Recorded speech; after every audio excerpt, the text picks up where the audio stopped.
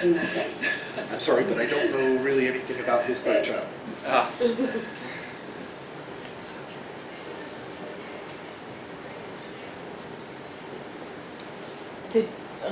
Do you? I'm sorry. There's someone else behind me. Go ahead. Do you have any opinion about the similarities between Kimba the White Lion and The Lion King by Disney? キンバとディズニーのライオンキングはご存知ですか？はい。それはよく似てる、私はよく似てると思うんですが、どう思いますか？確かによく似ていると思います。ですけど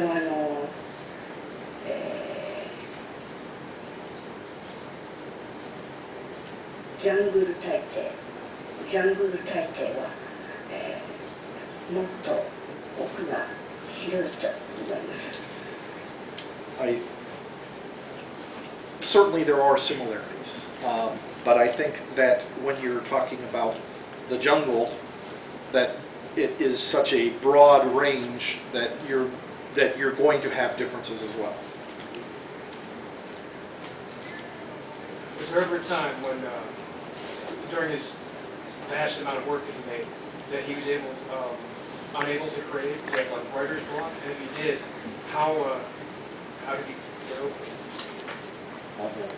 英語で言うとライトスピアのことである。それは想像力はちょっと溜まったということなんですけども、手塚先生にはそういうことはあったんですか？っていうのは新しいアイデアはしばらくなら出てこないとは。むしろ逆にですね、アイデアはね、出てきてるんだと思いますね。I would say it's actually probably the opposite. There were too many ideas coming out to stop.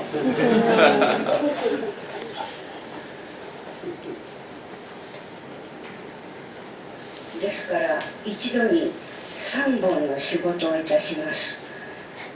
ここに原稿用紙を1本目、2本目、3本目と分けておきまして、ここをやり、次にはここをやり。He would actually be doing 3 jobs at once, having his original sheet here, second level here, third level here, and going from one to the next.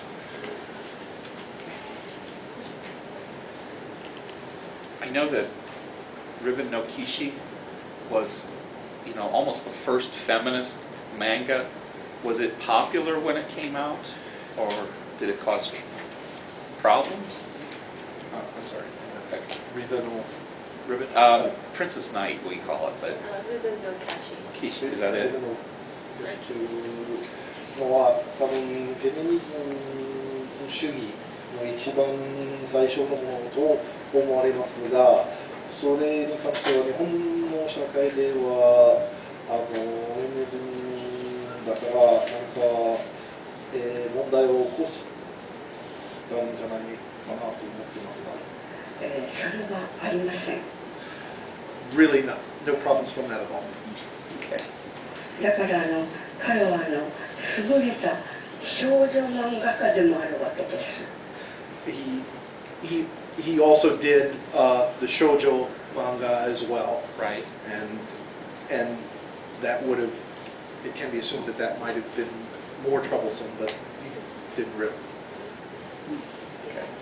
It should be noted that it's called Princess Knight over here, but Princess Knight is kind of revered as the first shoujo manga, and so even though it's unfortunately not available over here anymore, only in Italian, so. But definitely, if you get a chance, you should check out I believe there are some anime. You can find the anime.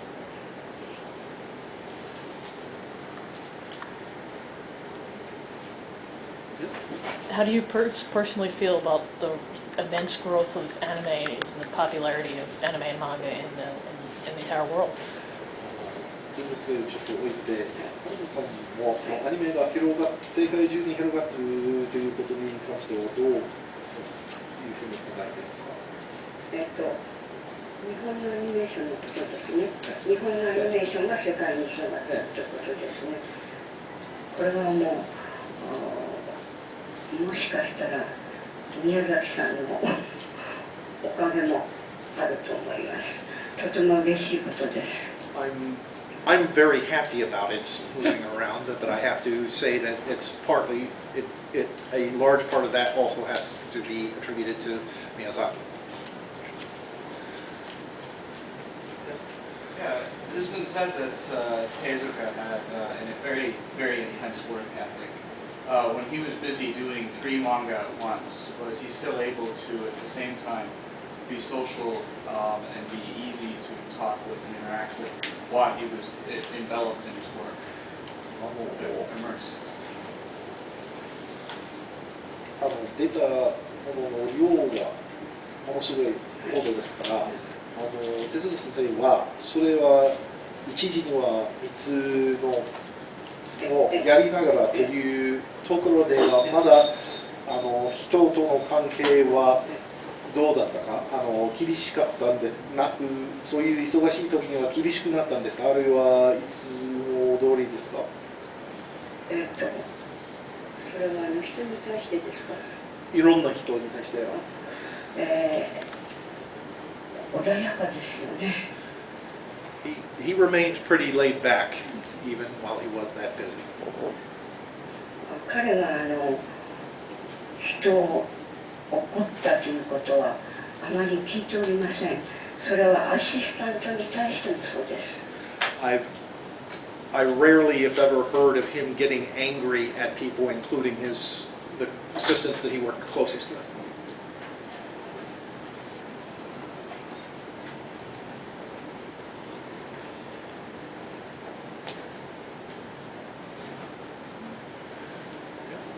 Did you have much chance to see any of his films or shows once they had been translated into English, and what you thought of the reworked productions? いや、もう訳されたもので、英語で訳された映画とかは手塚先生を見たことはあったんですか。そしてもしあったらどういうふうな印象だったんでしょうか。彼はアストロボーイズは見ています。I believe that he saw Astro Boy in English. アストロボーイはほとんど日本と同時にこちらで放映されております。And it was being broadcast here in the U.S. pretty much at the same time as it was in Japan.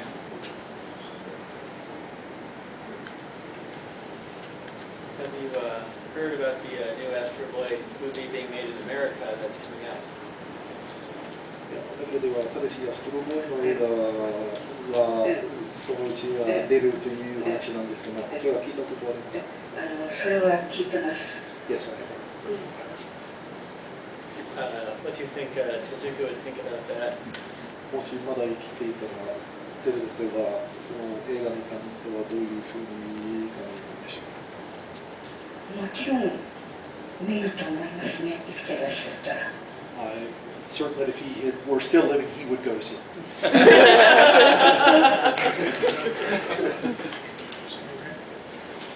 was kind of wondering, you talked earlier about Tezuka's closest assistants, and you talked about kind of how he broke a lot of new ground, and I was wondering if there's a conscious effort on his part really to kind of like move along the world of manga and like be an influence on others. 手塚先生は自分の考えで漫画の業界をどうか進めようという道を探していたと言えるかどうか、あるいはそれは帰ってから自然的に進んだか、彼の計画としてこんなものを書けば進んでいくか。どうなんでしょう。こんなものを書けば進んでいくとは考えていたとは思います。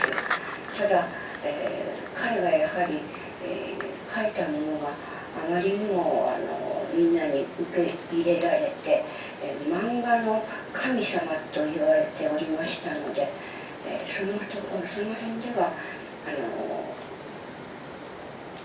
どうでしょう、やはりそれなりの、自信もあったのではないかと思います。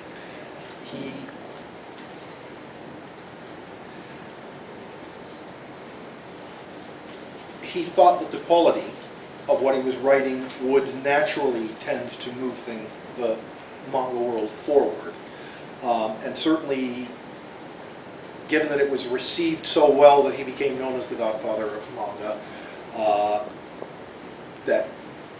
that confidence was well placed. I think that it pretty much, that he was a man full of self-confidence, and that therefore you could probably say yes, that he was doing it intentionally to forward.